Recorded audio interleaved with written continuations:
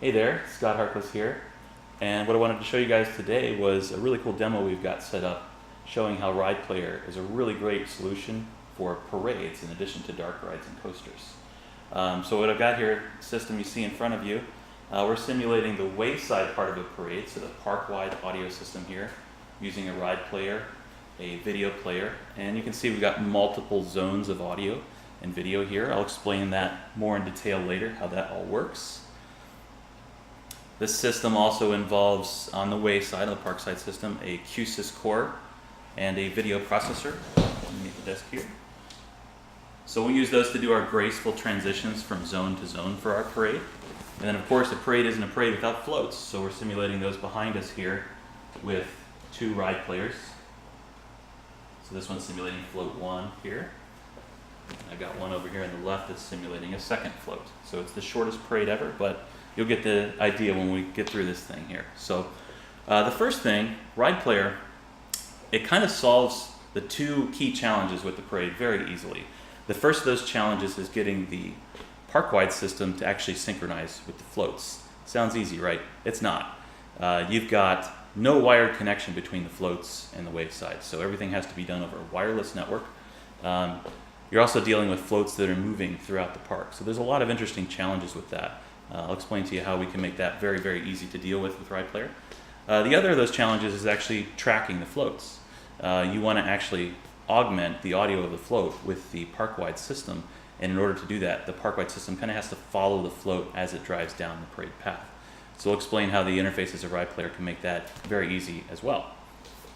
So, and we've also got a little bonus here. I'll show you guys how you can add really cool new technology to your float to bring things like closed captioning or translations right to your guests. So we'll cover that as well. All right, let's get started. Okay, so the first thing that's really important with floats, they can't do it on their own. If you've got a park that's full of people, main area of the park, you can't just load up the float full of speakers and expect everyone to have a good experience. It's either going to be too loud for the people that are close to the float, or it's going to be too quiet for the people that are away from the float. So how do we solve that problem? Simple. We bring in the park-wide audio system. So this is the system that you see the hidden speakers all over a theme park as you're walking around. It's playing that background music that kind of adds to the themed experience of the park. Well, for a parade, we can tag team with that system and actually provide audio that augments what's going on with the parade. Okay, so it's absolutely essential that you're able to synchronize what's going on with the floats with the wayside. Why is that so hard? Well, first of all, audio delay is the most unforgiving type of delay. If you're dealing with a dark ride and you're talking audio to video delay, you can probably be a frame or two off, and the guests won't notice that. However, audio to audio delay, people start to notice that much quicker. You got to get down to at least 10 milliseconds. Some people can even notice it under that. So it's very critical that you kind of try to hit that threshold or less. Otherwise, people start noticing that delay, that chorusing effect. So we need the sync to be tight. The other challenge, like I said before, there's no wired connection between the floats and the wayside. You've got battery-powered vehicles driven by humans, no connection to the wayside. So we need to be able to do this over some sort of wireless link. Another challenge, the floats move throughout the park. What does that mean? From a networking standpoint, we need a network infrastructure that can actually communicate with the floats no matter where they are. From an audio standpoint, we've got to actually have the audio experience go with the floats, so there's a lot of complication there in managing the park-wide system. The other challenge is that we're dealing with the audio distribution side in the park system, so we're talking about DSP cores and things like that. Those things are great for DSP, adjusting your speakers and everything so that they sound good where they are, tweaking delays, things like that. They're also great for routing, of course. We've got hundreds of speakers in the park. We need to be able to route signals wherever we need them. And then they're also good for just simple playback, like doing your park BGM playback. However, what they are not good at is synchronized playback, especially between multiple units. This is where Ride Player will really greatly simplify things. Okay, so just kind of taking a step back, when we're looking at audio playback devices available on the market, there's a couple of key things you have to look for.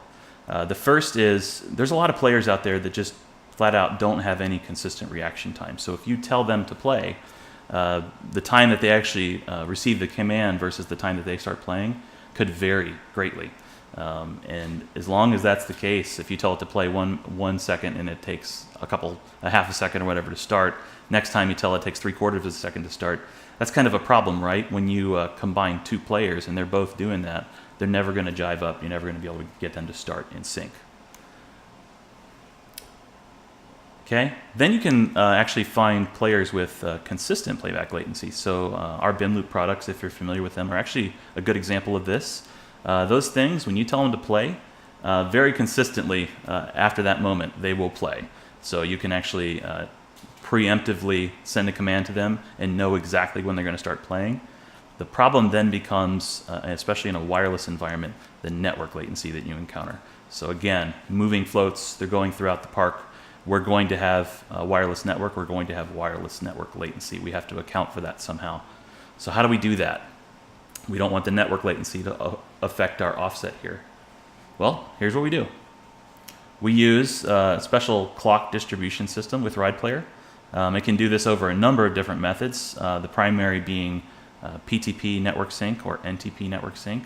We can also do this over GPS, Genlock, or SMPTE timecode.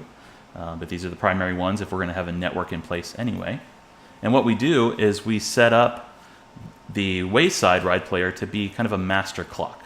And then we configure the float RidePlayers to actually lock to that master clock. With a good wireless connection, they can do this with microsecond level accuracy, which is way below that 10 millisecond boundary I mentioned before. So the bottom line is when you set up this system architecture, the RidePlayers automatically handle this kind of under the hood. Everybody knows what time it is to within microseconds of each other.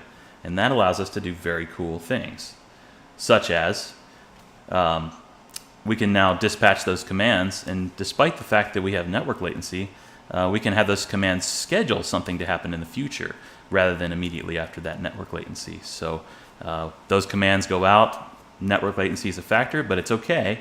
The two RidePlayer systems simply wait until that scheduled time. Again, since they know what time it is down to microseconds, they both start at that exact scheduled time.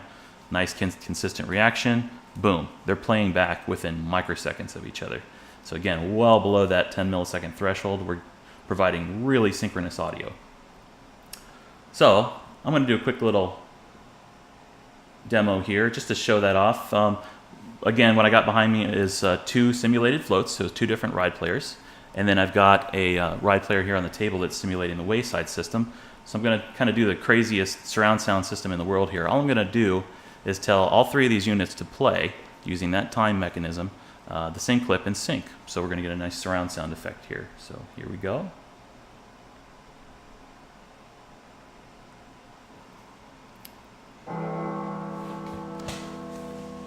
Okay, and again, there's no wired connection here. We have simply a wireless link with a technology called Fluid Mesh from the wayside to our float units here. So no wired connections, just power. And I wish you could be here to experience this, but it's in beautiful sync.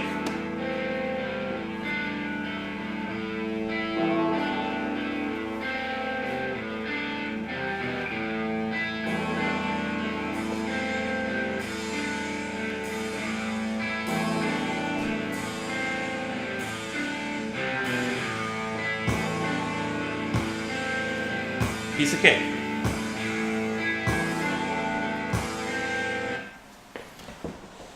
Okay, I bet you think that there's about 1,000 lines of code behind that making it work. You would be wrong. It's so simple, and let me show you how simple it is.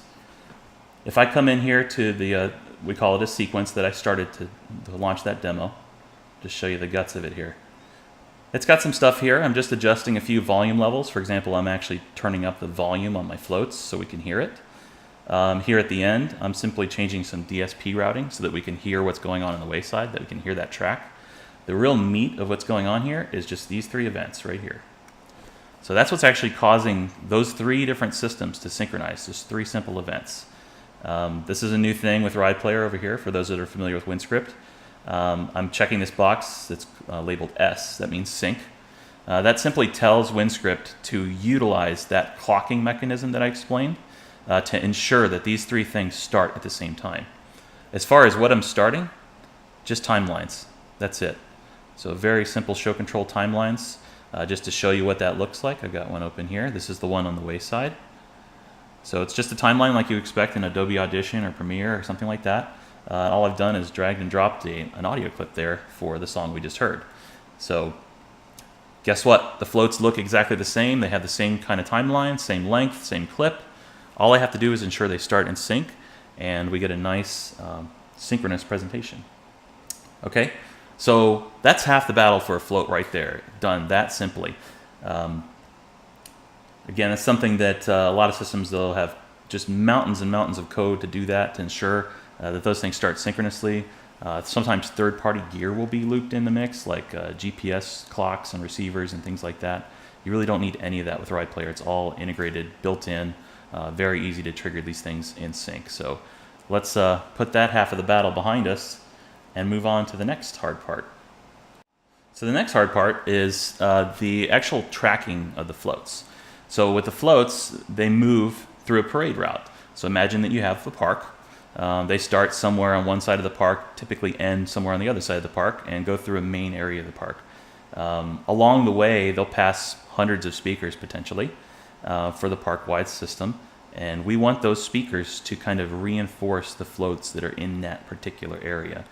We don't want to just broadcast the same audio everywhere, okay? Otherwise it wouldn't be a very unique, cool experience. So in order to do that, we need to know where that float is, right? So we actually need to track its location. This is where one of the core features of Ride Player really comes in handy. Ride Player basically has a V16 show controller at its heart. And because of that, it's able to talk to pretty much any device with an Ethernet or serial port. So what kind of devices would help with this situation? Well, PLCs. PLCs can often be used on parade floats to keep track of, basically for safety reasons, emergency stops, things like that. They may also keep track of the float's position using things like wheel encoders.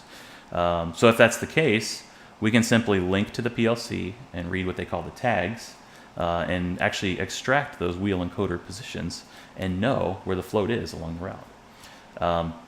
Other cool ways we can do float tracking, we can do RFID scanning, so RFID tags. Sometimes you can put pucks along the parade route and have an RFID scanner on the float. So when the RFID scanner passes over those pucks, we get a unique ID code. We can look at that in our show control programming and say, oh, that's the code for zone 1 or the code for zone 2. Okay, so we can track that way. GPS can even be a useful tracking mechanism as long as you're not getting too precise with the float zones or speaker by speaker. But if you're kind of doing more general areas, that might actually be a great way to kind of get your GPS coordinates and define zones based upon that. So there's a number of different ways. There may be other ways as well, using PIR beam brake sensors and all kinds of stuff you can do. Bottom line, anything with a serial Ethernet or I/O type of interface, Ride Player can tap into and use that to determine the float's location. So that's part of the situation. That's part of the problem we have to solve. The other part is we actually need to figure out how we're going to deal with the park-wide system. We've got this, again, long parade route, hundreds of speakers along this route potentially. We need to kind of chop that up into zones so that we can, when we figure out the float's location, we know it's in a particular zone. We can actually change the audio routing to go to that particular zone for the float that's in that zone. Okay, so you kind of have to logically divide up the park into those zones. And that's more of a DSP core type of effort than it is a show control effort. All the show control really has to do is kind of call up those presets or call up the crossfades to actually route the audio to the proper place. Okay, so we've got synchronization going. We've got float tracking. We've got the park cut up into zones, so we know how that's all working. So under the hood, how does this all work? What we do is with that synchronized method, we can kick off what we call the parade loop. Every parade fundamentally is based upon a loop that's generally several minutes long. What you do is you want to obviously loop audio on the floats, and it's not just audio. Sometimes you can break in lighting or animatronics or special effects. Lots of other things can be actually synchronized within your parade loop. So we'll do that for the floats. And on the wayside, what we would do is start up pretty much all of the audio tracks that could go for both the background of the parade and also for the floats themselves. We'll start up all those tracks. In the case of this demo, we're going to start up video as well. The bottom line is we keep all those things looping under the hood all the time. It just becomes a matter of whether or not we hear and see it. So that becomes a function of the float tracking, and then our show control, our wayside show control, actually telling the DSP core and our video processor what to display in what zone at that time. Okay? So look at a graphic here that kind of explains that. You'll notice if you look at the fourth zone of this graphic, the parade has not quite reached this zone yet. And so it's going to be doing what any park-wide zone is going to be doing before a parade, and that is playing Park BGM. So this Park BGM track is coming from the DSP, a player within the DSP core. Very, very simple stuff. So then what we do is we kickstart the parade loops, and you see the 3 tracks that are below Park BGM. We've got one for the parade BGM, sometimes known as the travel loop. And then we've got a track for each float. If I had 20 floats in my parade, I'd be playing 21 tracks for the parade. So it's just to give you an idea.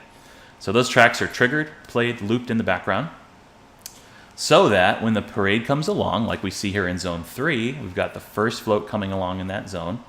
As he comes along, what he does is he knows his location again, tracking his position. He'll send a message off to the wayside saying, hey, I'm float number 1, and I just entered zone number 3. So that message gets fired off. The wayside then goes, oh, hey, DSP core, I want you to route float 1's audio to zone 3. So you get a nice elegant crossfade from Park BGM to float 1 audio. And then it just keeps continuing. As float 1 leaves zone 2, for example, in this diagram, you'll notice that zone 2 has gone back to just playing kind of the background loop for the parade. As float 2 comes along in zone 1, you see that, we'll actually get the float 2's audio ramped up, and we'll ramp down from the parade BGM. So this continues until the parade floats all go through the route. After the last float passes through the zone, we'll actually revert that zone back to Park BGM. Again, this is all just based on very simple show control logic and float tracking. So this is the other half of the battle with the parade floats. So synchronization, get our parade loops going, and then float tracking and simple show control logic to actually determine what audio and what video should get routed where. Very, very simple stuff when you break it down like that. So let me go ahead and show you this thing in action. Okay, so I'm going to go ahead and kickstart the parade here. I'm going to click play. Now, what's happening here is I've just now triggered those background loops that I talked about. So we see 3 green lights for audio, 3 green lights for video. We've also got green lights on the floats. Everybody's playing that parade loop in sync now. It's just a matter of whether or not we hear it. We're not hearing it because the parade's not moving down the path yet. However, I'm going to go ahead and dispatch the first float here, and we'll start getting our audio. Carry on cigarettes, well-versed and naked, extraordinarily nice. She's a killer. So just imagine this float is coming down the parade path here.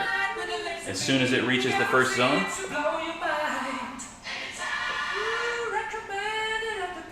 insatiable and appetite. One try.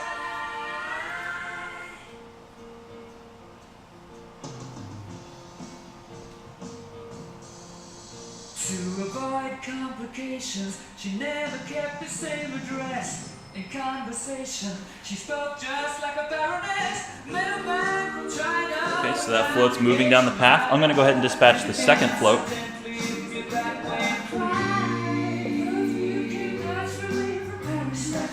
It's our guitars.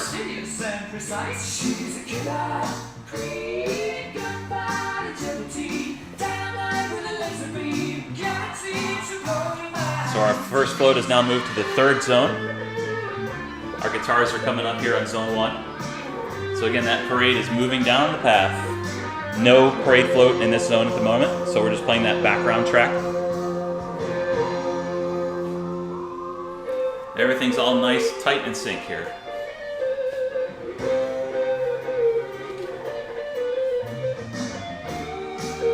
Okay, so our guitar float is the last float in the parade. So after it passes through the zones, we simply take that zone and transition it back to Park BGM. So black video and then a kind of our park-wide BGM that's playing from the DSP core. So our vocal float has now moved off.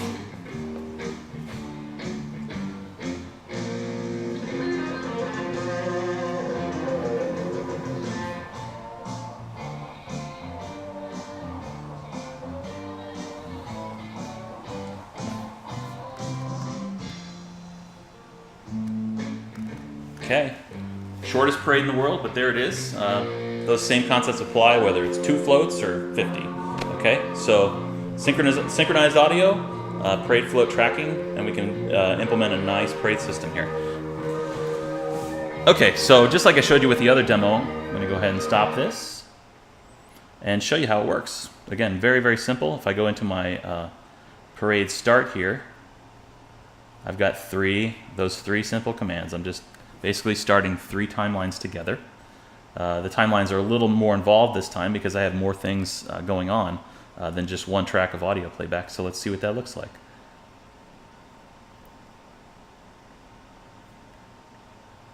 Okay. You can see here that I'm actually layering audio even. So for the travel loop of the parade, I'm taking drums and piano, playing them together. I'm also playing a video. That's what this track is right here. So that's the parade BGM that we're seeing in this experience. Here's all float 1 stuff. So all vocals, and then also a nice video, vocals video we saw. And then here's our bass guitar, regular guitars, and then our guitar video.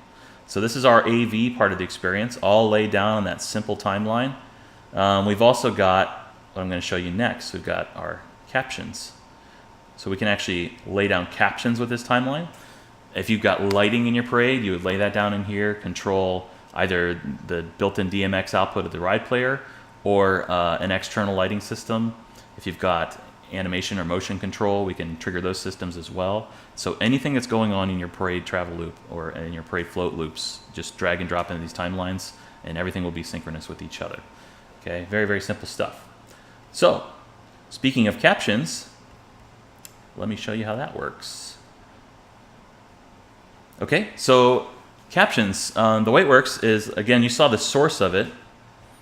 So within the timeline, we actually can spit out little text captions here in sync with the experience. The question is, where do they go? How do you actually get them to your guests? Simple answer is they're actually distributed on the park network. So as long as they make it to, say, a Wi-Fi network that the guests can access, they will have access to those captions. The idea is that using a device such as these smart glasses here, these can tap into that Wi-Fi network and actually tune in to the streams that are coming out of the system. So it's a really unique system because not only can you do a simple single captioning stream, you can actually combine this and do multiple captioning streams where this guy is aware of its location using iBeacon technology. You can actually stream data from a particular zone based on where the guest is standing. So very handy for parades, very handy for dark rides as well when you need to know what vehicle the guest is on or what area of the ride that they're in. So once you know where they are, they can tune into the right captions and see what's going on in the area that they are. So very cool, kind of augmented reality experience when you put these on. You get an overlay of text without obstructing your field of vision. So great for people that are hearing impaired, great for people that are looking for translation for the attraction, so especially international parks. So very, very cool stuff. So those 3 things alone should be more than enough to show you how Ride Player is a really cool device for parades. The other unique thing about parade environments is kind of on a hardware standpoint, DC powered, battery powered. You want to avoid using things like inverters at all costs that waste power, space. This thing's directly DC powered, so you can hook it straight up to a 24-volt power source, or less if you need to.